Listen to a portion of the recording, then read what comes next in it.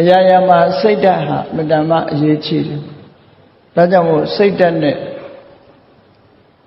လောကမှာရှိတဲ့လူတွေကိုခွဲခြားပြီးတော့ကြည့်လိုက်တဲ့အခါမှာ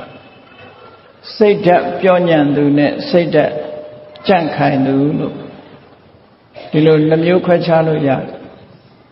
စိတ်ဓာတ်ပြောညံ့တဲ့ပုဂ္ဂိုလ်ဟာအရာရာမှာအောင်မြင်မှုကိုရမယ့်ပုဂ္ဂိုလ်မဟုတ်ဘူး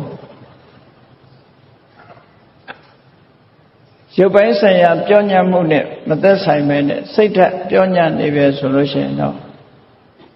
အောင်မြင်မှုမရနိုင်တဲ့ပုဂ္ဂိုလ်မျိုးလောကမှာကြာရှုံးခြင်းဖြင့်အဆုံးသတ်သွားတဲ့ပုဂ္ဂိုလ်မျိုးဖြစ်နိုင်တယ်ဘယ်ကိစ္စမှာပဲဖြစ်ဖြစ်စိတ်ဓာတ်ပြောညံ့နေခြင်းဟာကောင်းတဲ့အသွင်သဏ္ဍာန်မရှိဘူး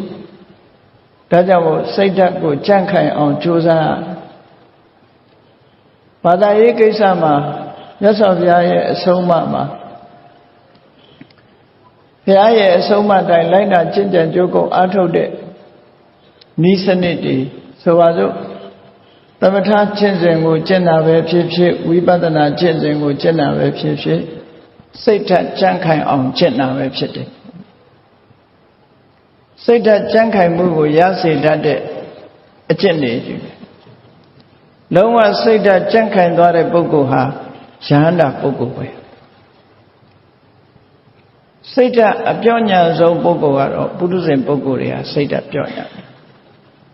ယဟန္တာဖြစ်သွားပြီဆိုလို့ရှိရင်တော့စိတ်ဓာတ်ရဲ့ကြန့်ခိုင်မှုကအစွမ်းကုန်အထွတ်ထိပ်ကိုရောက်သွားပြီဒါကြောင့်မို့ဘုန်းကြီးတို့တွေစိတ်ဓာတ်ပြောညံ့သူမဖြစ်ဖို့စိတ်ဓာတ်ကြန့်ခိုင်မှုဖြစ်အောင်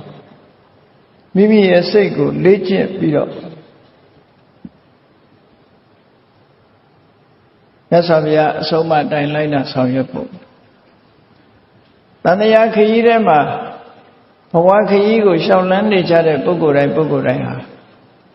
စိတ်ဓာတ်ပြောညံ့တဲ့ပုဂ္ဂိုလ်သည်အောက်တန်းနောက်တန်းရောက်သွားသလိုပဲစိတ်ဓာတ်ကြန့်ခိုင်တဲ့ပုဂ္ဂိုလ်တွေကြတော့အထက်တန်းကိုရောက်လာစီးပွားရေးကိစ္စမှာပဲဖြစ်ဖြစ်နိုင်ငံရေးကိစ္စမှာပဲဖြစ်ဖြစ်လူမှုရေးကိစ္စမှာပဲဖြစ်ဖြစ်မြည်သည့်ကိစ္စမျိုးကိုဆောင်ရွက်လောကမှာစိတ်ဓာတ်ပြောညံ့တဲ့ပုဂ္ဂိုလ်များဟာအောက်တန်းရောက်သွားတာဒါကြောင့်မို့စိတ်ဓာတ်ကြန့်ခိုင်အောင်လေ့ကျင့်ရမယ်မြတ်စွာဘုရားရဲ့အဆုံးအမတွေဟာလက်တွေ့အမတန်မှကြပြီးတော့လက်ရှိဘဝကြီးပွားတိုးတက်ရေးအတွက်ဥတည်ချက်ထားသလိုဒီဘဝရဲ့အခြားမဲ့နောင်ဘဝလို့ဆိုတဲ့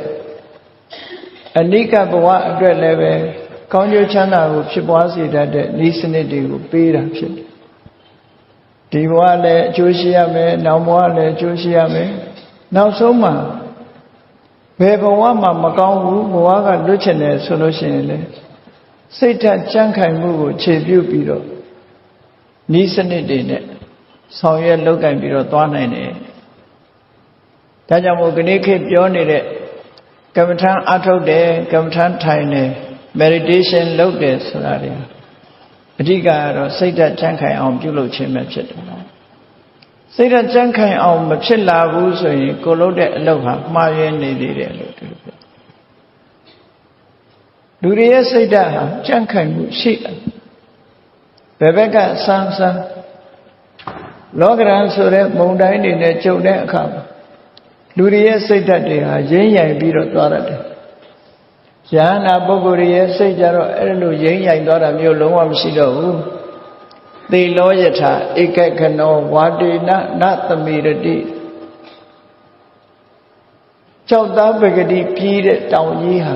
ဘလောက်ကြီးမားတဲ့ပြင်းထန်တဲ့မုန်တိုင်းကြီးပဲတိုက်လှုပ်ရှားသွားတယ်လို့ရွေ့သွားတယ်လို့မရှိနိုင်ထို့တူပဲယဟနာပုဂ္ဂိုလ်ရဲ့စိတ်ဟာလောကရန်မုန်တိုင်းတွေဘယ်လိုပဲတိုက်ခတ်ရွေ့ရှားသွားတယ်ရိမ့်ရိုင်သွားတယ်ဆိုတာမရှိဘူးတဲ့လှုပ်ရှားရိမ့်ရိုင်သွားတယ်ဆိုတာဘာပြောတာတော့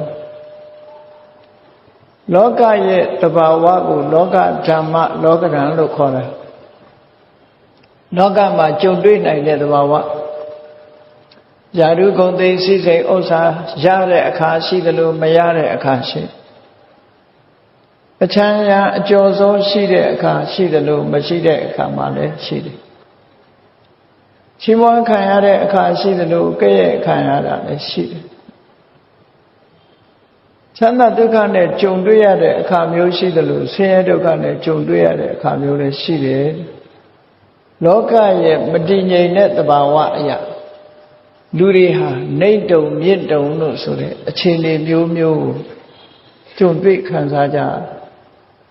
အဲ့ဒါလို့ကြုံတွေ့ခံစားကြတဲ့အခါစိတ်ဓာတ်ပြော့ညံ့တဲ့ပုဂ္ဂိုလ်တွေကြတော့ဘာဖြစ်သွားလဲမကောင်းတဲ့လောကရန်နဲ့တွေ့ကြုံသွားလို့ရှိရင်စိတ်ဓာတ်တွေကျဆင်းပြီးတော့နောက်ဆုံးမှာကိုယ့်ကိုယ်တတ်သိခြင်းဆိုတာနဲ့အဆုံးသတ်သွားအေးကောင်းတဲ့လောကရန်တွေနဲ့တွေ့တဲ့အခါမှာလဲလူတွေဟာတက်ကြွမောက်မာပြီးတော့ဘဝင်မြင့်သွားတတ်ကြသေးတယ်ဒါကြောင့်မို့ကောင်းတာနဲ့ပဲကြုံကြုံမကောင်းတာနဲ့ပဲဆုံးဆုံးမိမိစိတ်ဓာတ်ဟာရဲရဲလှုပ်ရှားခြင်းမရှိပဲပဂတိအနေအထားမျိုးရအောင်လေ့ကျင့်ပြီးတဲ့နည်းစနစ်ကိုဘာဝနာလို့ခေါ်တာပဲဘာဝနာဆိုတာတတိတရားတွေတိုးပွားလာအောင်ပညာတရားတွေတိုးပွားလာအောင်သမာဓိစွမ်းအားတွေတက်လာအောင်လေ့ကျင့်ပေးတဲ့သဘောအဲ့ဒါလို့လေ့ကျင့်ပေးမှုသည်လောကရန်ကိုခိုင်ခန့်လောကရန်ရဲ့သဘာဝတွေကြောင့်လှုပ်ရှားရင်းရိုင်မှုမရှိအောင်ကြန့်ခိုင်တဲ့စိတ်ဓာတ်ကိုရရှိစေနိုင်တယ်လို့အဲ့တော့ဘုရားဗတ္တဝင်သူတဲ့စင်ရဲ့စိတ်ဓာတ်ကြန့်ခိုင်မှုလိုအပ်တယ်ပြောညံ့တဲ့ပုဂ္ဂိုလ်မျိုးမဖြစ်စေရဘူးစိတ်ဓာတ်ပြောညံ့တဲ့ပုဂ္ဂိုလ်မျိုးသည်လောကီကိစ္စမှာလည်းအောင်မြင်မှာမဟုတ်ဘူးလောကုတ္တရာဘဝလွတ်မြောက်ရေးကိစ္စမှာလည်းပဲရှုံးညင်းတဲ့ရင်ဆိုင်ရမယ့်ပုဂ္ဂိုလ်သာဖြစ်တယ်အရာရာမှာစိတ်ဓာတ်ပြောညံ့တဲ့ပုဂ္ဂိုလ်ဟာအရှုံးနဲ့သာရင်ဆိုင်ရမယ်အဲ့ဒါမျိုးမဖြစ်အောင်ဘုန်းကြီးတို့တွေစိတ်ဓာတ်ကြန့်ခိုင်အောင်လေ့ကျင့်ရမယ်အဲ့ဒီစိတ်ဓာတ်ကြန့်ခိုင်မှုကိုဖြစ်စေတတ်တဲ့အကြောင်းတွေကအကျဉ်းချုပ်ပြောရင်မြတ်စွာဘုရားရဲ့အဆင့်30နဲ့လေ့ကျင့်တဲ့စနစ်ပဲဖြစ်တယ်နံပါတ်1ကကိုယ်ချင်းတရားကောင်းအောင်လေ့ကျင့်ရကိုယ်ချင်းတရားကောင်းလို့ရှိရင်အာကိုတစ်ခုဖြစ်လာပြီးတော့စိတ်ဓာတ်ကြန့်ခိုင်လာကိုယ်ချင်းတရားပြက်ပြားသွားတဲ့ပုဂ္ဂိုလ်ဟာစိတ်ဓာတ်ကိုပြော့ညံ့သွားစေတယ်ကိုယ်ချင်းတရားပြက်ပြားမှုသည်စိတ်ဓာတ်ကိုအားပြော့သေးသိမ်သွားစေတယ်ငါမဟုတ်တာလှုပ်ထားတာပဲဆိုပြီးတော့လူရဲ့စိတ်ထဲမှာသူများတွေကကိုယ်အကြောင်းမသိတော့လည်းပဲကိုယ်အကြောင်းသိနေတော့အရေးမဲကြီးတို့ကိုယ်ချင်းချောက်နေသလိုဖြစ်ပြီးစိတ်ဓာတ်ဟာတုံလုံးချောက်ချားနေတတ်တယ်။ဒါကြောင့်မို့မြတ်စွာဘုရားကိုချင်းသီလနဲ့ပြည့်စုံအောင်ကြိုးစားအထောက်အမယ်။ကိုချင်းသီလရှိတဲ့ပုဂ္ဂိုလ်ဟာစိတ်ဓာတ်ကြံ့ခိုင်မှုကိုရနိုင်တယ်။ဘလောက်ပဲအဆိုးနဲ့ကြုံငါမှအာကိုးစရာသီလရှိတယ်။ငါကိုချင်းတရားတွေကောင်းတယ်။မဟုတ်တာမပြောဘူးမမှန်တာမလုပ်ဘူးလို့ဆိုတဲ့အာကိုးလောက်တဲ့ကိုချင်းသီလရှိထားတဲ့ပုဂ္ဂိုလ်ရဲ့စိတ်ဓာတ်ကြံ့ခိုင်တယ်ပေါ့ဘယ်လိုပဲအခက်ခဲတွေနဲ့ကြုံဒီပုဂ္ဂိုလ်မျိုးရဲ့စိတ်ဓာတ်ရင်းရိုင်သွားတာမျိုးမရှိနိုင်ဘူးတဲ့ဒါကြောင့်မို့သီလဆိုတာနဲ့ကိုယ့်ရဲ့စိတ်ဓာတ်ကြံ့ခိုင်အောင်လေ့ကျင့်ပေးဖို့လိုအပ်တယ်ပေါ့နောက်တစ်ခုသမာဓိဆိုတာနဲ့လည်းစိတ်ဓာတ်ကြံ့ခိုင်အောင်လေ့ကျင့်ပေးရဖြစ်တယ်သမာဓိဆိုတာအာယုတစ်ခုရဲ့ပုံမှာစိတ်ကိုထားနိုင်တဲ့စွမ်းရည်တတ္တိဟိုတွေးဒီတွေးစိတ်တွေခြောက်ခြားပြီးတော့စိတ်တွေပြန့်လွင့်နေတဲ့အနေအထားတစ်ခုဒီမိမိရဲ့စိတ်ဓာတ်ကိုပြောင်းညံ့သွားစေနိုင်တယ်အာယုတစ်ခုတည်းပုံမှာစူးစိုက်ထားနိုင်တဲ့စိတ်ဓာတ်အရာရာကိုဆုံးဖြတ်နိုင်ပြီးတော့ကြန့်ခိုင်ပြီးတော့အင်အားကောင်းတဲ့စိတ်ဓာတ်မျိုးစွတ်စွတ်စီးစီးရှိလို့ရှိရင်ဘယ်အရာပဲဖြစ်ဖြစ်အင်အားရှိတယ်လို့ပြောတာပေါ့နော် Unity is strength လို့ပြောကြတာလေunity ဖြစ်နေလို့ရှင်အားရှိတယ်လို့ဆိုတာစိတ်ပါလဲထို့တူပဲစိတ်ကလည်း unity ဖြစ်နေဖို့လို့သမာဓိဆိုတာ unity ဖြစ်နေတဲ့သဘော unity မဖြစ်ဘဲနဲ့ diversity ဖြစ်နေပဲဆိုရင်စိတ်ဟာပြောညံ့သွားတာပဲထို့တူပဲလူတွေရဲ့အဖွဲ့အစည်းမှာလည်းပဲထို့တူလူတွေရဲ့အဖွဲ့အစည်းမှာ unity ရှိနေလို့ရှိရင် စီလုံးခိုင်မာနေတဲ့အခါမှာအင်အားပြည့်တာအဲ့ဒီလိုမဟုတ်ဘဲနဲ့တယောက်တစ်မျိုး diversity ဖြစ်နေပြီဆိုလို့ရှိရင်တော့ပြော့ညံ့သွားမှာဘူးဒါကသဘာဝစိတ်ဓာတ်မှာလည်းပဲ unity ဖြစ်မှစိတ်ရဲ့ unity ဆိုဒီမှာတမာတိဆွမ်းအားကိုပဲဆိုလိုတာအာယုန်တစ်ခုတည်းပေါ်မှာစိတ်တွေကိုစုစည်းထားနိုင်လိုက်ပြီဆိုလို့ရှိရင်ဘယ်လိုလောကရန်မျိုးနဲ့ရင်ဆိုင်ရအဲ့ဒီပုဂ္ဂိုလ်ရဲ့ကြံ့ခိုင်တဲ့စိတ်ဓာတ်ထင်ထင်ရှားရှားကြီးဖြစ်ပေါ်လာရင်ရခြင်းမရှိဘူးရွေရှားခြင်းမရှိဘူးကြံ့ခိုင်သွားတယ်ဒီလိုဆိုလာဒါကြောင့်မို့မိမိရဲ့စိတ်ဓာတ်ကြံ့ခိုင်မှုအတွက်တမာတိဆွမ်းအားနဲ့လည်းလေ့ကျင့်ပြီးတော့ပေးရတယ်နောက်တစ်ခုအရေးကြီးဆုံးကတော့ဗာလဲဆင်ခြင်တုံတရားလို့ဆိုတဲ့အသိပညာပဲအသိပညာရှိတဲ့ပုဂ္ဂိုလ်ကအကောင်းနဲ့တွေ့အဆိုးနဲ့တွေ့အကောင်းတွေ့လဲစဉ်းစားတယ်အဆိုးနဲ့တွေ့လဲစဉ်းစားတယ်အယမ်းမဲ့စိတ်လှုပ်ရှားခြင်းမပြုဘူးကောင်းတာဆိုးတာဝေဖန်ဆန်းစစ်ပြီးတော့မှလက်ခံသိရင်လက်ခံတယ်ပယ်သိရင်ပယ်အသိဉာဏ်ရှိတဲ့ပုဂ္ဂိုလ်ဟာအရာရာကိုရွေးချယ်ပြီးတော့လှုပ်တဲ့နာနဲ့မလှုပ်တဲ့နာတွေးတဲ့နာမတွေးတဲ့နာအများတန်းခွဲခြားပြီးတော့သိတာဖြစ်တယ်အဲ့ဒါကြောင့်မို့လို့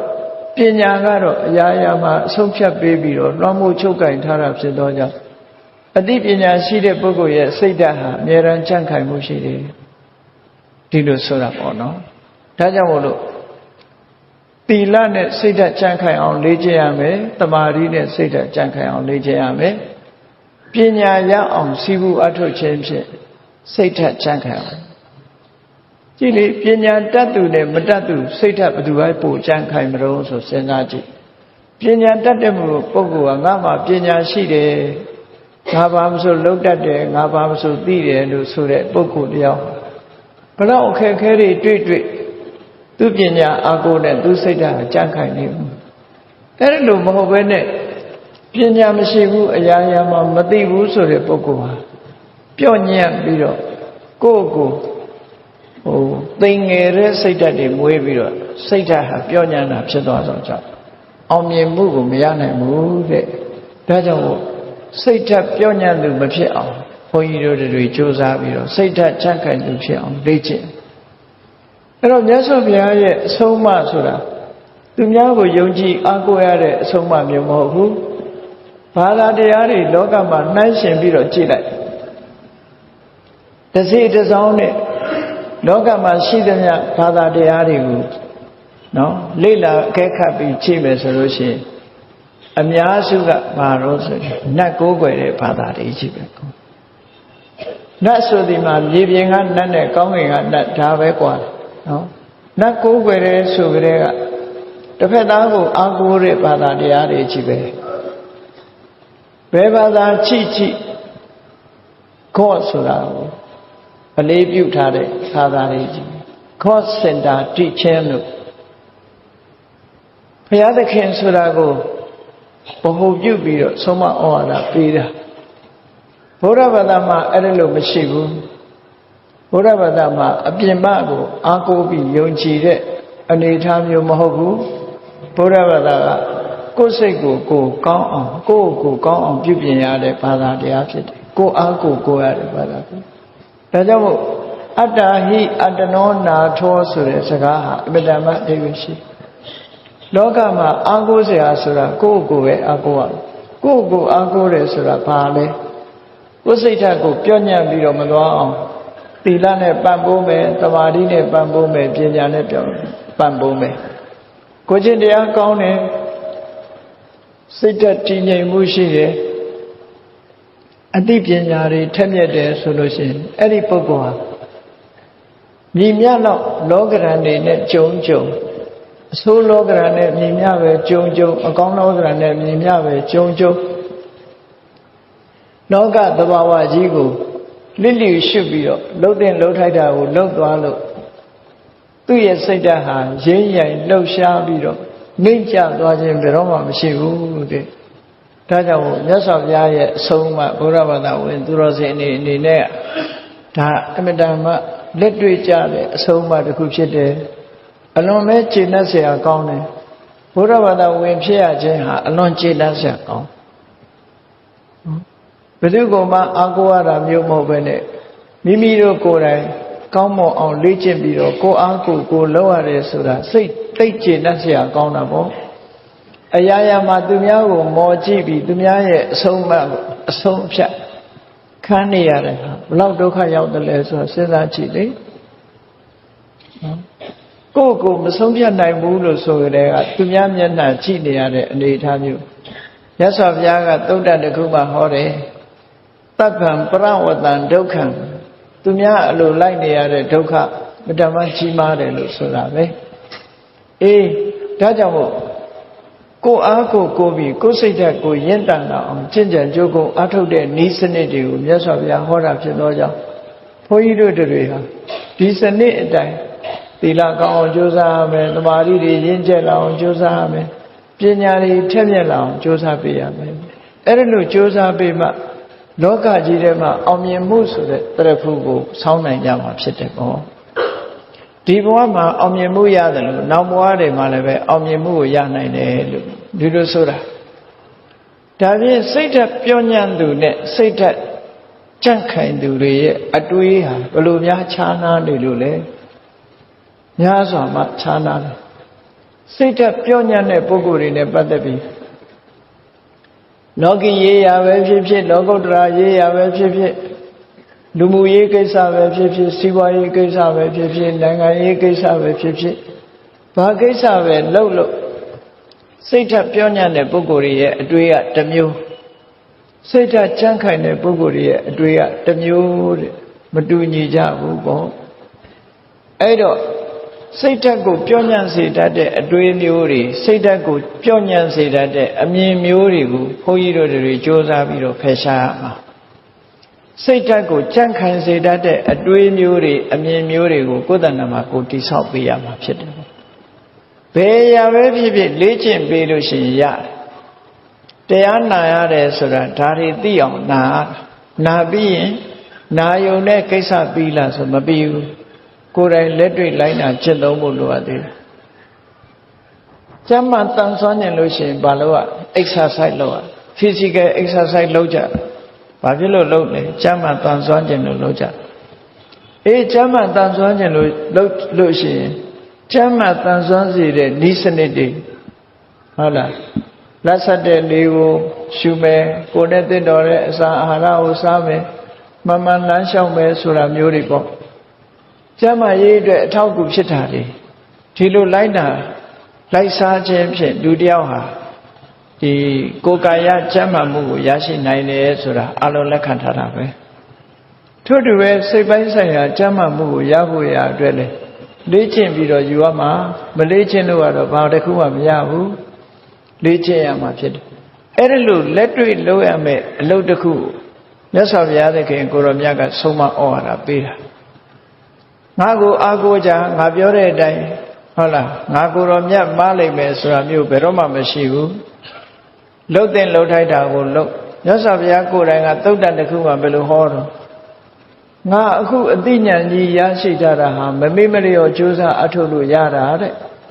သင်တို့တွေလည်းပဲငါလိုပဲအပမာဒလို့ဆိုရဲမေ့လျော့ရှင်မှုချင်းကင်းတဲ့တတိကြီးမားစွာထားပြီးကျင့်ကြံကြိုးကုပ်အထုတ်မယ်ဆိုရင်သင်တို့လည်းပဲကြံ့ခိုင်တဲ့စိတ်ဓာတ်တွေရပြီးနောက်ဆုံးလွတ်မြောက်ကြမှာပဲလို့မြတ်စွာဘုရားကဒီလိုဟောတာနော်ငါလည်းကြိုးစားလို့ရတာမင်းတို့လည်းကြိုးစားဘယ်တော့ကျင့်တတ်เสียကောင်းတယ်လဲနော်အေးမင်းတို့ငါရဲ့အမည်နာမတော်ကိုတန်းတလိုက်ငါကိုယ်တော်မြတ်ပေါ်လာပြီးတော့သင်တို့အားလုံးကိုကယ်တင်တော်မူမယ်ဆိုတဲ့စကားတစ်ခုမှမပါဘူးနော်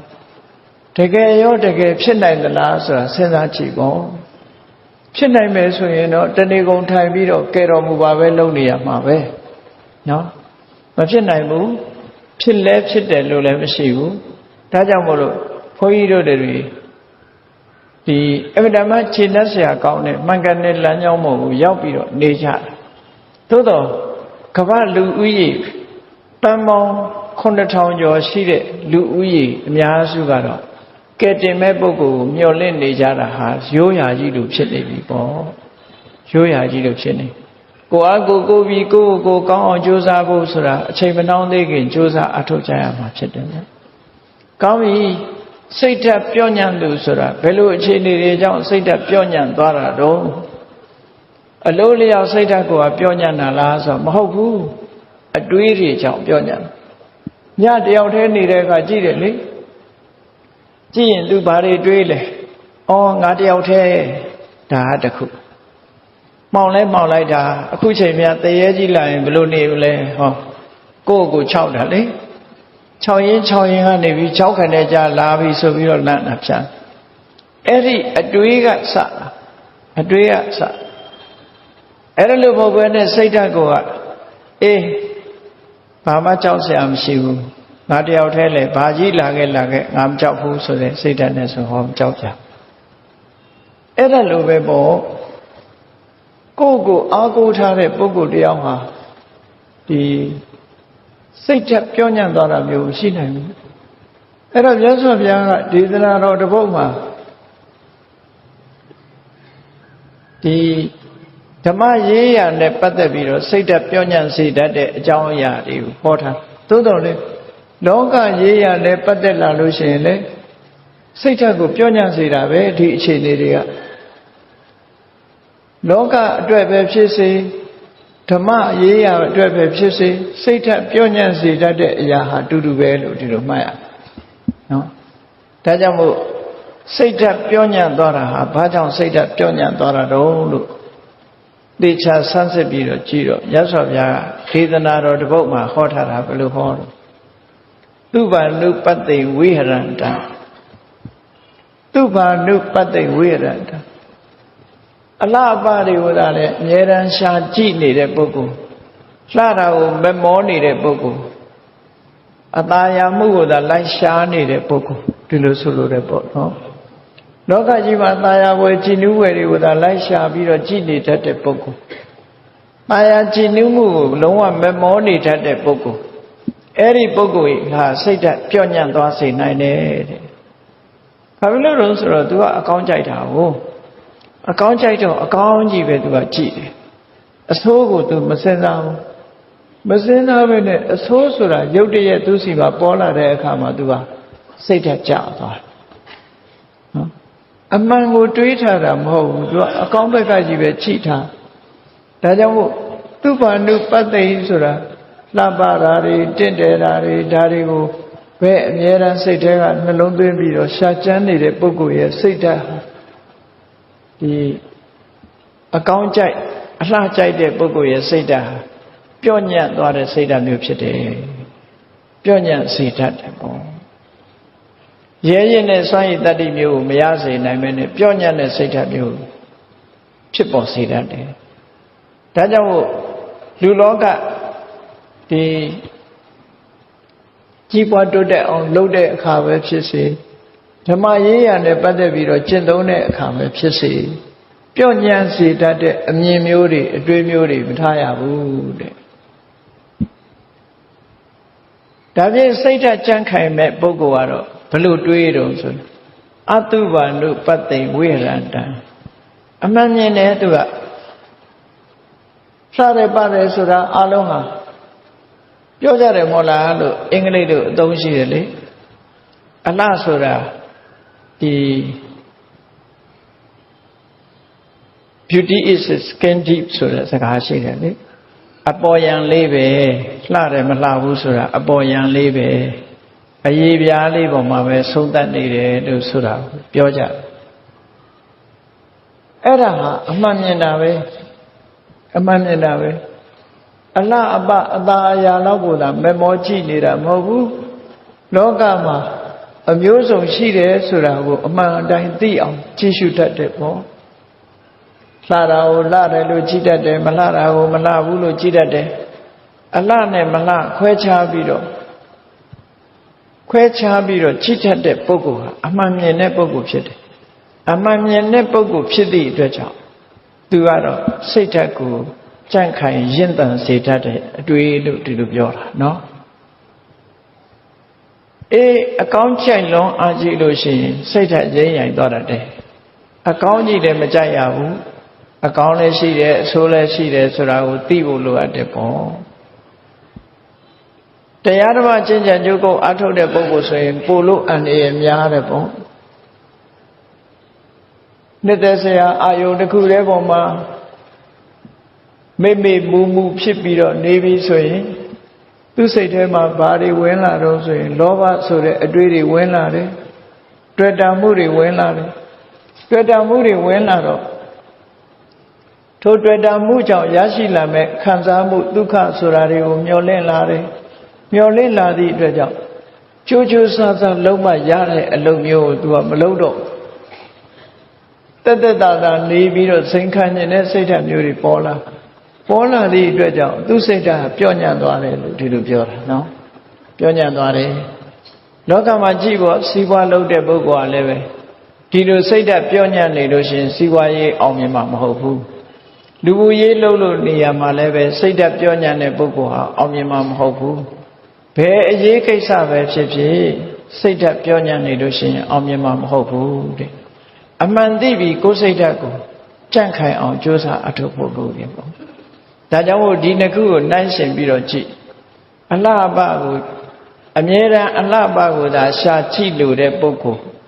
အလှပတဲ့သာလက်မျောနေတဲ့ပုဂ္ဂိုလ်မေ့မျောနေတဲ့ပုဂ္ဂိုလ်ဟာစိတ်ဓာတ်ပျော့ညံ့သွားတဲ့ပုဂ္ဂိုလ်ဖြစ်တတ်တယ်အေးအမှန်ကိုသိပြီလောကကြီးမှာအလှပဆိုတာရှိတယ်မလှမပတာတွေလည်းရှိတယ်တင့်တယ်တာရှိတယ်လို့မတင့်တာတွေလည်းရှိတယ်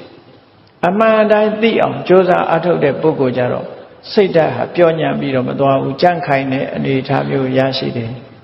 ဟောပညာနဲ့အမှန်သိတာမသိတာဒီလိုကွာသွားတယ်ပေါ့နော်ဟောနောက်တစ်ခုပြောမယ်ဆိုရင်စိတ်ဓာတ်ပျော့ညံ့သွားတဲ့ပုဂ္ဂိုလ်ဟာဣန္ဒြိယေသူအတံဝုတ္တံမျက်စိတို့နားတို့နှာခေါင်းတို့လျှာတို့ကာယတို့မနတို့ဆိုတဲ့လူတွေရဲ့ဒီပြင်မနဲ့ဆက်သွယ်တဲ့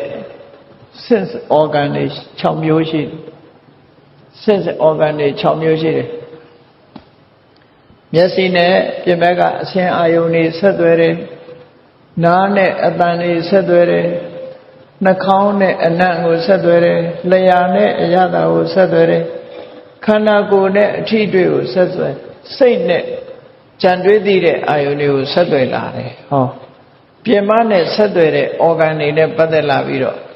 လုံးဝလွတ်ထားတဲ့ပုဂ္ဂိုလ်မျိုးလုံးဝလွတ်ထားတဲ့ပုဂ္ဂိုလ်မျိုး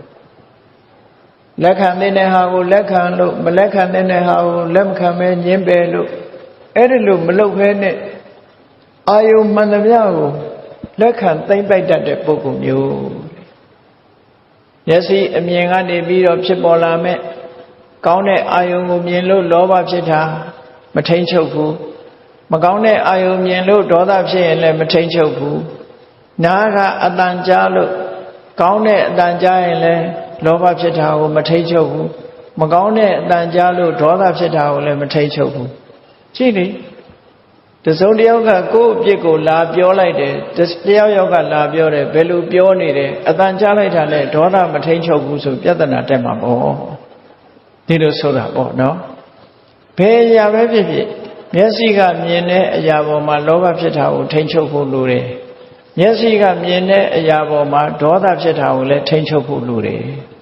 ဒါတွေကိုမထိန်ချုပ်နိုင်ဘူးဆိုရင်စိတ်ဓာတ်ကပျော့ကျသွားမှာပဲကိုယ့်ကိုစဉ်းစားကြည့်နော်မျက်စိကလှတာပတာမြင်တဲ့အခါမှာသဘောကျတဲ့စိတ်တွေပေါ်သလားမျက်စိကကိုမမြင်ကျင်တဲ့အရာမြင်တဲ့အခါမှာဒေါသဖြစ်တာတွေဖြစ်သလားဟောလောဘဖြစ်ပြီးဒေါသဖြစ်ပြီးဆိုရင်ဣန္ဒြေကိုမထိန်ချုပ်တာလို့ဒီလိုဆိုလို့တယ်ပေါ့ဣန္ဒြေကိုထိန်ချုပ်อ่ะ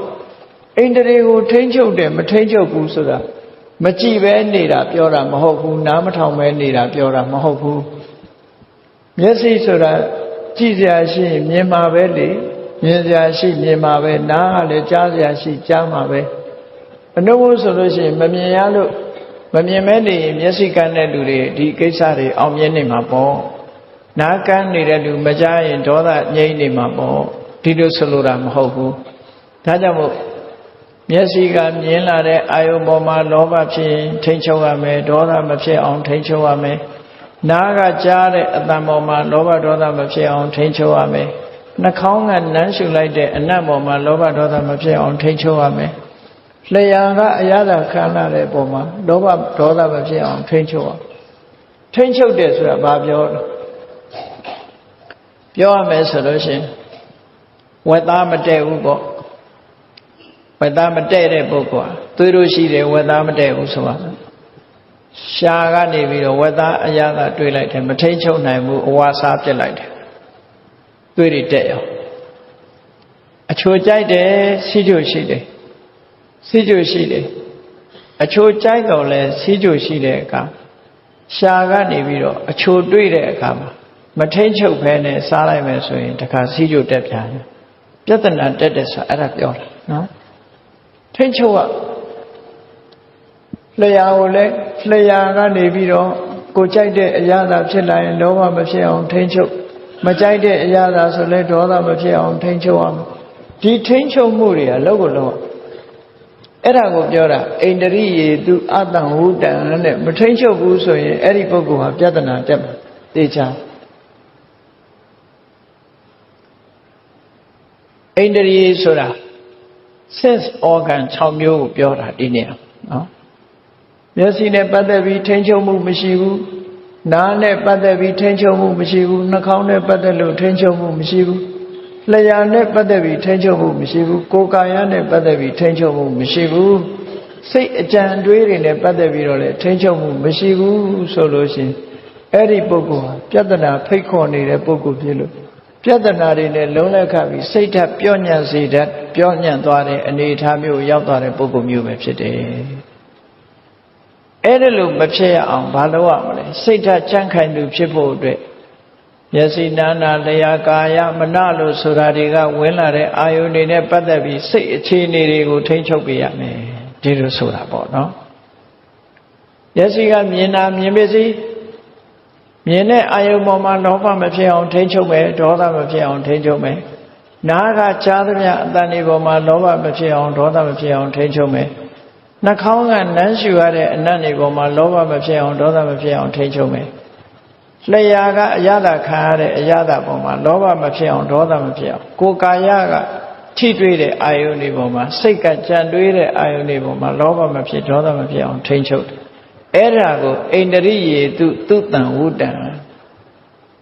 မျက်စိနာနာလျှာကာယမနလို့ဆိုတဲ့အိန္ဒြေနဲ့ပတ်သက်လာပြီးတော့ထိန်းချုပ်မှုရှိရမယ်မထိန်းချုပ်ဘဲနဲ့နေကြည့်ပါလားနော်မထိန်းချုပ်ဘဲနဲ့နေကြည့်ရင်ပြဿနာတစ်ခုခုတော့ဖြစ်မှာပဲသိကြတယ်မတည့်တာစားမိရင်လည်းပြဿနာပဲမကြားသင့်တာကြားမိရင်လည်းပြဿနာဒီလိုဖြစ်မှာပေါ့အဲ့တော့စိတ်ဓာတ်ပြောညံ့တဲ့ပုဂ္ဂိုလ်ဟာဒီလိုမထိန်ချုပ်သည့်အတွက်ကြောင့်စိတ်ဓာတ်ပြောညံ့မှုတွေကိုဖြစ်ပေါ်စေတယ်စိတ်ဓာတ်ကြံ့ခိုင်မှုဖြစ်အောင်ဒါတွေကိုထိန်ချုပ်ပြီးတော့အမှန်သိအောင်ကြိုးစားနေရမယ်လို့ဒီလိုဆိုတာပေါ့ဟောနောက်တစ်ခုမြတ်စွာဘုရားဟောတယ်ဘောဇနမိစ္ဆာမတ္တညုလူတွေဟာနေစဉ်နဲ့အမျှအစာစားပြီးတော့အသက်ရှင်ကြတာလေအစာစားပြီးအသက်ရှင်ကြဒီအစာအာဟာရဟာလူအတွက်ကျန်းမာရေးကိုကောင်းတိုးတက်စေသလိုကျန်းမာရေးကိုလည်းပျက်စီးစေတတ်တယ်အစာအာဟာရအသက်ရှည်စေတတ်တယ်လို့အသက်လည်းတိုးစေတတ်တယ်ဘုရားအလောင်းတွေကြည့်ကံတရားနဲ့သွားပြီးတော့မတွက်နိုင်နဲ့ကံဘလောက်ကောင်းကောင်းနော်ဘယ်ပေါ်မှာမိပြီးတော့လူအသက်ဟာရှိတာတိုးတာဖြစ်တယ်လေလို့ဆိုရင်ဥဒုနာဘောဇနေနအာယုဟာယတိပိဝတ္တတိပိ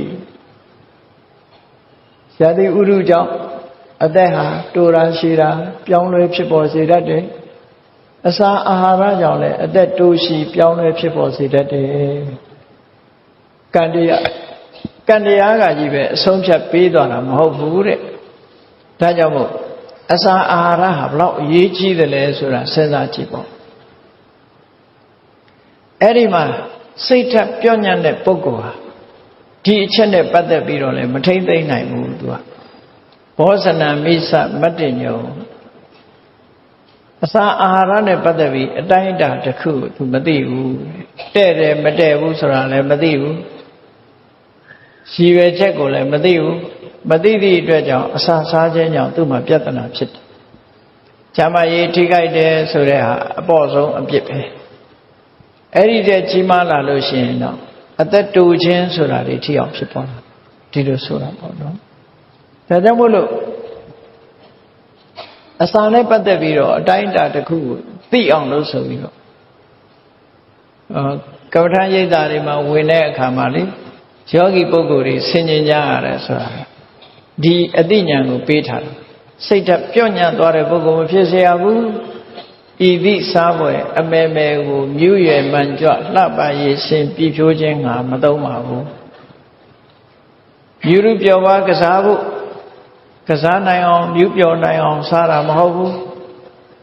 ဒီလိုဆိုလို့တော့အသားရည်ပြည့်ဖြိုးအောင်စားတာမျိုးမဟုတ်ဘူးအလှတိုးအောင်စားတာမဟုတ်ဘူးဒီလိုဆိုလို့တယ်မြူးရွယ်မှန်ကြွလှပရည်ရှင်ပြည့်ဖြိုးခြင်းငါမသုံးပါဘူးဒါတွေနဲ့ရည်ရွယ်ပြီးတော့အစာမစားပါဘူးဒါတွေတက်စားတာမဟုတ်ပါဘူးဒီလိုဆိုလို့လေးပြဓာတ်ဆောင်ဤကိုယ်ကောင်းသည်ရှိအောင်တည်လျက်ပထဝီယဘောတေဇောဝါယောဆိုတဲ့ဓာတ်ကြီးလေးပါးနဲ့တိဆောက်ထားတဲ့ဟောဒီခန္ဓာကိုယ်ကြီးတည်ထအောင်အစာစားခြင်းကြောင့်အစာကိုမှီပြုပြီးတော့သဗ္ဗတတ္တအာဟာရထိတိကာလို့ဆိုတဲ့အတိုင်းအာဟာရကြောင့်ဟောဒီခန္ဓာကိုယ်ကြီးဆက်လက်ပြီးတော့ရှင်သန်နေအောင်စာစားတယ်အတ္တညတံမမောပညာတတန်းရှိသည်မြကိုယ်တတန်းရှိသည်မြအသက်ရှိသည်မြဟာပင်မနှွမ်းနေမှုမဖြစ်စေရဘူးဒီလိုဆိုလို့ရပေါ့နော်အဲ့ဒီရည်ရွယ်ချက်တွေနဲ့စာဒါဟာအတိုင်းတာကိုသိတယ်လို့ဒီလိုအဓိပ္ပာယ်ရအချင်းချုပ်ပြောမယ်ဆိုရင်ဒီအစာစားတဲ့အခါမှာအစာကြေလွယ်တဲ့အစာကိုစားရမိမိနဲ့တော်တာကိုပဲစားရတော်တာတောင်မှပဲအတိုင်းတာတစ်ခုနဲ့စားရမယ်ဒီလိုဆိုဒါကြောင့်မို့နောက်ဆုံးမှာဝေဒနာဟောင်းတဲ့မဖြစ်စေရရာပိုက်မြတ်တဲ့ခတ်သိမ်းဖြစ်ကိုမဖြစ်လေအောင်ချမ်းမြေ့အောင်ဟုသုံးဆောင်မိဝဲပါသည်ဆိုဟောဝေဒနာဟောင်းတဲ့မဖြစ်စေရမစားဘဲနေလို့ရှင်အစာအိမ်ဟုတ်လားထိခိုက်မယ်မစားဘဲနေဝေဒနာအဟောင်းကရှိနေစားလောင်တဲ့ဝေဒနာကိုဝေဒနာအဟောင်းလို့ခေါ်တယ်ဝေဒနာအသစ်ဆိုတာအစာလွန်ခြင်းကြောင့်အစာမကြေတာတို့ဗိုက်အင်နာတို့ဒါမျိုးတွေဝေဒနာအသစ်လို့ခေါ်တယ်အဲ့တော့ဝေဒနာအဟောင်းကိုလည်းပျောက်စေရမယ်ဝေဒနာအသစ်ကိုလည်းမဖြစ်စေရဘူး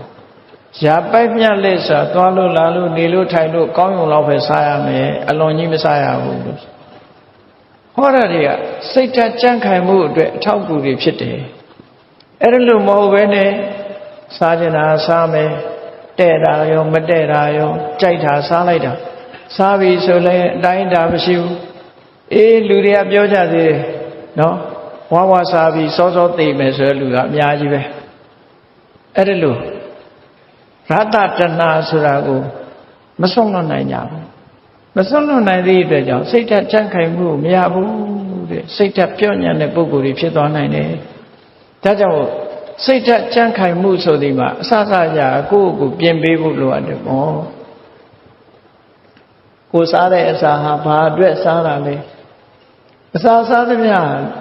ကြိုက်လို့စားတာမျိုးဆိုတော့မဖြစ်စေရဘူးတဲ့အသက်ရှည်ဖို့စားရတာဖြစ်ရအလုံးလုံးနိုင်အောင်စားတာဟုတ်တာဖြစ်ရပညာရှာနိုင်အောင်အများအကျိုးကိုအကျိုးဆိုတာလို့အကျိုးစီးပွားတွေကိုဆောင်ရွက်နိုင်အောင်စားတယ်ဆိုတဲ့ရွေးချက်နဲ့စားဒီလိုဆိုတာမြတ်စွာဘုရားစားတာတောင်မှပဲစနစ်တကျစားဖို့သင်သွန်သင်ပေးထားတာမြတ်စွာဘုရားအဲ့ဒါလို့နီးနဲ့မဟုတ်ဘဲနဲ့ကြိုက်လို့စားတယ်ဆိုတဲ့ပုဂ္ဂိုလ်တွေဟာပြဿနာတွေကိုဖိတ်ခေါ်ထားတယ်လို့ဖြစ်ပြီးအစာစားခြင်းကြောင့်ဖြစ်ပေါ်လာမဲ့ပြဿနာတွေကြောင့်စိတ်ဓာတ်ကျစရာဖြစ်တယ်ပေါ့နောက်ဆုံးမှာစိတ်ဓာတ်ပြော့ညံ့သူဖြစ်ပြီးတော့ဘဝမှာရှုံးသွားနိုင်တယ်ပေါ့ဒါကြောင့်မို့လို့ဘဝမှာအရှုံးကြီးမဖြစ်ရလေအောင်ကြံ့ခိုင်တဲ့စိတ်ဓာတ်မျိုးတွေဖြစ်ပေါ်စေဖို့အတွက်စားတဲ့အစာအစပြီးတော့ကိုယ့်ကိုဆင်ញင်သုံးသပ်တတ်ဖို့ကိုယ်စိတ်ကိုထိန်းချုပ်နိုင်ဖို့ဒီလိုကြိုးစားအထောက်ကြရမယ် ဒါမှစိတ်ဓာတ်ချန့်ခိုင်တဲ့ပုဂ္ဂိုလ်ဖြစ်မယ်။ဒီဒေသနာတော်မှာဒီလိုဟောတာနော်။အဲ့တော့မြတ်စွာဘုရားတရားတော်တွေကဆေးလိုပဲလက်တွေ့ကျင့်သုံးရမယ်လက်တွေ့လိုက်တာဆေးဆိုတာမတော့ဘဲနဲ့ပလင်းနဲ့ထည့်ထားရင်ယောဂပြောင်းမှာမဟုတ်ဘူးလေ။မြတ်စွာဘုရားတရားတော်တွေလည်းနာယုံနာမှတ်ယုံမှတ်ထားပြီးတော့လိုက်တာကျင့်သုံးမှုမပြုဘူးဆိုရင်ဘာအကျိုးမှထွက်လာမှာမဟုတ်ဘူး။ဘယ်ရာပဲဖြစ်ဖြစ်အသုံးချမှအကျိုးဆိုတာဖြစ်ပေါ်လာတယ်ပေါ့။စိတ်ဓာတ်ပြော့ညံ့သူနဲ့စိတ်ဓာတ်ချမ်းခိုင်သူရဲ့အရေးချင်းတွေဖြစ်ပေါ်လာနိုင်တဲ့အခြေအနေတွေကိုမြတ်စွာဘုရားရှင်းပြနောက်တစ်ခုကဘာလို့ဆိုရင်စိတ်ဓာတ်ပြော့ညံ့မှုဖြစ်ပေါ်စေတဲ့အကြောင်းတစ်ခုကဘာလို့ဆိုရင်ကုတိတာအပြင်းထူခြင်းပဲ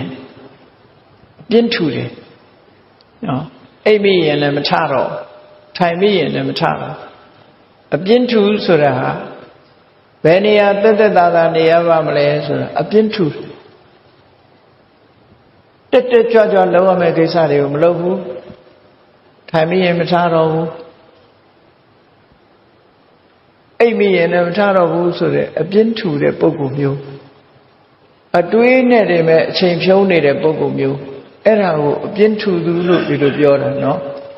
အပြင်းထူတဲ့ပုဂ္ဂိုလ်ဆိုတဲ့စကားလုံးကိုကုတိတာလို့ခေါ်တယ်ကုတိတာဆိုတာရုပ်ပြည့်ဆင်းပြည့်နဲ့မြုပ်သွားတဲ့ပုဂ္ဂိုလ်လို့ဒီလိုအဓိပ္ပာယ်ရတယ်လူလောကလူအတိုင်းဝိုင်းထဲမှာအပြင်းထူတဲ့လူဟာဘယ်တော့မှပေါ်လာမှာမဟုတ်ဘူးမြုပ်သွားမှာပဲနော်သူဟာလူသိထင်ရှားဘဝရောက်လာမှာမဟုတ်ဘူးအောက်တန်းနောက်တန်းရောက်ပြီးတော့နောက်ဆုံးမှာလူတွေအတိုင်းဝိုင်းကနေမြုပ်ွယ်သွားနိုင်တယ်ပေါ့ပျောက်ွယ်သွားနိုင်တယ်ခြေထဲမှာဆုံးမြုပ်သွားသလိုပြင်းရတဲ့ပုဂ္ဂိုလ်ကလည်းလူလောကမှာထက်တန်းကိုရောက်လာမှာမဟုတ်ဘူးမြုပ်သွားနိုင်တယ်အဲ့ဒီပြင်းရမှုဟာလည်းပဲစိတ်ဓာတ်ပြော့ညံ့ခြင်းရဲ့အကြောင်းတစ်ခုပဲကိုယ့်ကိုအားပေးရပြင်းနေတော့မဖြစ်ဘူးဆိုတာမပြင်းအောင်ကိုယ့်ကိုအပြင်းကိုနှိမ်နှင်းပေးရဒီလိုဆိုတာပေါ့နော်ရှေးကဆရာတော်ကြီးတွေကဆုံးမတယ်ပြင်းရင်ဖြင်းလိုက်ပဲဆိုတာနော်ပြင်းရင်ဖြင်းလိုက်ပဲတချို့ကြတော့နောက်ကပြင်းကနေချတာတော့ပါသေးတယ်နော်ပြင်းတယ်ဖြင်းတယ်ပြင်းကနေဆိုရိုက်ခါအဲ့ဒါလိုတွေဖြစ်တတ်တယ်ဒါကြောင့်မို့လို့အပြင်းရဲ့နောက်မှာအဖြင်းရောက်တတ်တယ်ပေါ့ပြင်းရခြင်းဟာစိတ်ဓာတ်ပြော့ညံ့မှုတွေမကောင်းတဲ့အလားအလာတစ်ခုဖြစ်ပေါ်စေတယ်လို့ဒီလိုဆိုတာပေါ့ဒါကြောင့်မို့အပြင်းထူသူမဖြစ်စေရဘူးတဲ့နောက်ဒါပြင်စိတ်ဓာတ်ကြံ့ခိုင်ဖို့အတွက်ကတော့ဘာတွေလိုအပ်တုံဆိုရင်တတ္ထယုံကြည်သူကိုယ့်ဘဝကိုအားကိုးသူယုံကြည်သူဖြစ်ရတတ္ထဆိုတာကောင်းတဲ့အလုပ်လုပ်ဖို့တွေစိတ်ဝင်စားတယ်ယုံကြည်တယ်ထက်ထက်မြက်မြက်ရှိတယ်အဲ့ဒီပုဂ္ဂိုလ်မျိုးဖြစ်ဖို့လိုတယ်တတ္ထနော်လုံးတင်လုံးထိုက်တဲ့ကိစ္စတစ်ခုနဲ့ပတ်သက်ပြီးတော့လုပ်ဖို့စိတ်ဝင်စားတယ်အလုပ်ကိုစိတ်ဝင်စားတယ်ကုသိုလ်ရေးနဲ့ပတ်သက်ပြီးစိတ်ဝင်စားတယ်သီလကျင့်စဉ်တွေကျင့်ဖို့စိတ်ဝင်စားတယ်သမာဓိထူထောင်ဖို့စိတ်ဝင်စားတယ်အသိပညာတွေတိုးတက်ဖို့စိတ်ဝင်စားတယ်ဆိုတဲ့တတ္တဆိုကိုယ့်ကိုယုံကြည်တဲ့ confidence ဆိုတဲ့တရားစွမ်းအားတွေနဲ့ပြည့်စုံမှုတို့ရတယ်အဲ့ဒီကိုယ့်ကိုယုံကြည်တဲ့ပုဂ္ဂိုလ်တယောက်ဟာစိတ်ဓာတ်ကြံ့ခိုင်တဲ့ပုဂ္ဂိုလ်ပဲဖြစ်မယ်ဒါမို့ကိုယ့်ကိုယုံကြည်တဲ့ပုဂ္ဂိုလ်ဖြစ်ဖို့တရားစွမ်းအားတွေကိုယ်တဏ္ဍာမှာမြင့်တင်ပေးဖို့လိုအပ်တယ်လို့ဒီလိုဆိုတာပေါ့ဟောနောက်တစ်ခုကျတော့စိတ်ဓာတ်ပြော့ညံ့သွားတဲ့ပုဂ္ဂိုလ်တွေကဘာလို့ပြော့ညံ့သွားတော့ဟိနဝိရိယကြိုးစားအထုမှုတွေကိုလုံးဝစွန့်ပယ်ထားဟိနဝိရိယဝိရိယဆိုတဲ့စွမ်းဆောင်မှုသူ့မှာလုံးဝကိုမရှိဘူးကြီးပွားခြင်းစိတ်လည်းမရှိဘူးတိုးတက်ခြင်းနဲ့စိတ်လည်းမရှိဘူးသက်သာသလိုနေပြီးတော့နေတဲ့ပုဂ္ဂိုလ်မျိုး950ဇာတ်ထဲမှာရာဇကုံဘဆိုတဲ့လူတယောက်ရဲ့အပြင်းကတော့စံချိန်ကျိုးအောင်ပြင်းတယ်နော်ဒီနေ့မှပက်ကြည့်လောက်တော့မသွားဘူးတဲ့တောထဲမှာအဲ့ဒါသွားနေတာတရွေ့ချင်းလေးရွေ့နေတဲ့ပုဂ္ဂိုလ်မျိုးအမေသူကလည်းသူ့အတွေးနဲ့သူပဲမင်းဒီလောက်ပြင်းလို့ တောထဲမှာအခုလိုဒီစံချိန်နှုံးနဲ့သွားနေလို့ရှိရင်တောမိလောင်လာရင်ဘယ်လိုလုပ်မလို့ဘေးကလူတွေကတက်တက်လက်လက်မြန်မြန်သွားမှာပေါ့ဒီပုံစံနဲ့ဆိုရင်ဘယ်လိုလုပ်မလို့ဆိုရင်သူကပြောတယ်မပူနဲ့ကိုလူတဲ့လူဆိုတာခံရှိတယ်ပေါ့တောမိလောင်တဲ့အခါမှာအနိဗ္ဗာန်မှာ6ကဘာရှိရင်အဲ့ထဲပဲလှိမ့်ချလိုက်ပဲတဲ့သူ့အတွေ့အနော်အဲ့ဒီလိုပဲအပြင်းစံချိန်ချိုးတဲ့ပုဂ္ဂိုလ်မျိုးလုံလဝိရိယလုံးဝမထုတ်ဘူးတဲ့လုံလဝိရိယမထုတ်တဲ့ပုဂ္ဂိုလ်ဟာပြောညံ့တဲ့ပုဂ္ဂိုလ်မျိုးပဲဖြစ်တယ်လူဘဝမှာအထက်တန်းကိုရောက်မလာဘူးစီးပွားရေးဘက်မှာလည်းအထက်တန်းမရောက်ဘူးပညာရေးမှာလည်းအထက်တန်းမရောက်ဘူးလူမှုရေးမှာလည်းအထက်တန်းမရောက်ဘူးနိုင်ငံရေးမှာလည်းအထက်တန်းမရောက်ဘူးဘယ်နေရာမှအထက်တန်းမရောက်လာဘူးပြောညံ့သွားတဲ့ပုဂ္ဂိုလ်တရားဒီလိုဆိုတာပေါ့နော်ဒါဖြင့်စိတ်ဓာတ်ကြမ်းခိုင်တဲ့ပုဂ္ဂိုလ်ကြတော့ဘာကြောင့်စိတ်ဓာတ်ကြမ်းခိုင်မှုရတယ်လဲဆိုရင်သူကြတတ္ထံအာရထဝီရိယံတဲ့ဝီရိယကိုလုံးဝမြင့်တင်ထားဘယ်တော့ဖြစ်ဖြစ်သူက active ဖြစ်တယ်မနေမနာကြိုးစားအထုတ်တယ်သူများနဲ့မတူဘူးလုပ်ငန်းကင်တာတွေနဲ့ပတ်သက်ပြီးလုံလရှိတယ်ဇွဲရှိတယ်ဇွဲဆိုတာစီဆွဲဆွဲမြဲမြဲလှုပ်တာကိုပြောတာဆွဲရှိတယ်ဟာလှုပ်လို့နောက်မဆုတ်ဘူးအောင်မြင်သည်ထီအောင်ကြိုးပမ်းတယ်ကဘာမှာထင်ရှားကြော်ကြားသွားတဲ့ပုဂ္ဂိုလ်တွေဟာဇွဲလုံးလားကောင်းတဲ့ပုဂ္ဂိုလ်တွေဒါဖြစ်တယ်ပေါ့မြတ်စွာဘုရားကိုယ်တိုင်ဘုရားဖြစ်သူရောက်သွားတာဇွဲလုံးလားကြောင့်ရောက်သွားတာပဲဒါကြောင့်မို့မြန်မာစကားမှာရှိတယ်လေနော်ဒီဝီရိယရှိရင်ဘုရားတောင်ဖြစ်တယ်လို့ဆိုတာပဲကြိုးစားကဘုရားဖြစ်တယ်ကြိုးစားနိုင်ရင်ဘုရားဖြစ်တာပဲအဲ့ဒါကြောင့်မို့လို့လုံလဝိရိယရှိပြီးလုံလဝိရိယထက်သန်နေတဲ့ပုဂ္ဂိုလ်တယောက်ဟာသူကစိတ်ဓာတ်ကြံ့ခိုင်မှုကိုရရှိစေတတ်တဲ့ပုဂ္ဂိုလ်တူဖြစ်လာတယ်။ဟောအလုံးချုံငုံပြီးတော့မြတ်စွာဘုရားကနှိုင်းရှင်ပြီးတော့တစ်ခုစီဟောသွားလိုက်တာ။ကောင်းပြီစိတ်ဓာတ်ပြောညံ့တဲ့ပုဂ္ဂိုလ်ရဲ့အဆုံးသတ်ကဘာဖြစ်လဲ။စိတ်ဓာတ်ကြံ့ခိုင်တဲ့ပုဂ္ဂိုလ်ရဲ့အဆုံးသတ်ကဘာဖြစ်လဲဆိုအဆုံးသတ်ခြင်းမတူဘူးလေ။စိတ်ဓာတ်ပြောညံ့တဲ့ပုဂ္ဂိုလ်ဟာဘာနဲ့ဥပမာတူတော့ဆိုရင်တံဝေပတဟတိမာရောဝါတော်ရုက္ခံဝဒုက္ကလံမြစ်ကဘာမှာပေါက်တဲ့သစ်ပင်ရေတိုက်စားလို့အမြစ်တွေကလည်းပေါ်နေပြီရေကဘာမှာရေကလည်းတိုက်စားတယ်ကဘာကလည်းပြိုးနေတယ်လေလေးမတို့လိုက်နဲ့ဝုန်းဆိုပြိုကျသွားမှာပဲလေစိတ်ဓာတ်ပြောညံ့တဲ့ပုဂ္ဂိုလ်တောင်းဟာလောကရန်မုန်တိုင်းလေးနည်းနည်းလေးနဲ့မတို့လိုက်နဲ့ပြိုလဲသွားမှာပဲဟောစိတ်ဓာတ်ပြောညံ့တဲ့ပုဂ္ဂိုလ်ဟာအားမရှိတဲ့သစ်ပင်တစ်ပင်ဟာလေလေးတိုးလိုက်တာလည်းပဲလဲကျသွားသလိုအမြင့်ထောင်ပြီးတော့လဲသွားသလိုပျက်စီးခြင်းနဲ့ပဲကြုံရမယ်လို့မြတ်စွာဘုရားစိတ်ဓာတ်ပြောညံ့တဲ့ပုဂ္ဂိုလ်ရဲ့အခြေအနေတစ်ခုဖော်ပြပြီးတော့ဒါဖြင့်စိတ်ဓာတ်ကြံ့ခိုင်တဲ့ပုဂ္ဂိုလ်ကြတော့ဘယ်လိုအခြေအနေရှိတော့ဆိုရင်နော်စိတ်ဓာတ်ကြံ့ခိုင်တဲ့ပုဂ္ဂိုလ်ကြတော့ဘာလဲတံဝေနပတဟတိမာရောစัจ jin ဘက်တွေကဘလို့မှမလွှမ်းမိုးနိုင်ဘူးတဲ့ဝါတော်သေလံဝပပတံတာမန်တိုက်တဲ့လေလေးဟာ၆တောင်ကြီးကိုရွှေရှားဖို့မပြောနဲ့လှုပ်တော့မလှုပ်နိုင်ဘူးလှုပ်အောင်မလှုပ်နိုင်ဘူးအမတန်ပြင်းထန်တဲ့မုန်တိုင်းကြီးတွေဟာလည်းပဲ၆တောင်လေးကိုရွှေရှားဖို့မပြောနဲ့လှုပ်တော့လှုပ်အောင်မလှုပ်နိုင်ဘူး၆တောင်ကြီးကဲ့သို့ကြမ်းခိုင်ပြီးတော့အရာရာမှာအောင်မြင်မှုတရဖူဆောင်းနိုင်တယ်လို့ဟောဒီဒေသနာတော်ဟာဒီလိုဆုံးမလို့ရင်ဖြစ်ပါတယ်။ဒါကြောင့်တရားချစ်ခင်သူတော်စင်ပြိဿအပေါင်းတို့စိတ်ဓာတ်ပြောညံ့သူနဲ့စိတ်ဓာတ်ကြံ့ခိုင်သူဆိုတဲ့ပုဂ္ဂိုလ်နှစ်ဦးရဲ့အခြေအနေတွေကိုလေ့လာမှတ်သားပြီးဘုရားမြတ်စွာဟောကြားတော်မူခဲ့တဲ့အတိုင်းစိတ်ဓာတ်ကြံ့ခိုင်သူဖြစ်အောင်တို့တွေကြိုးစားအထောက်ကြရမှာဖြစ်တယ်လို့ကိုယ်စီသဘောကျပြီးမြတ်စွာဘုရားရဲ့အဆုံးအမတိုင်းကိုယ်ဘဝကိုမြင့်တက်နိုင်အောင်ကျင့်ကြံကြိုးကုပ်အားထုတ်တော်မူနိုင်ကြပါစေကုန်သတည်း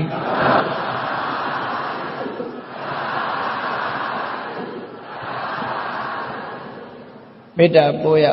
တတ္တဝါများစွာ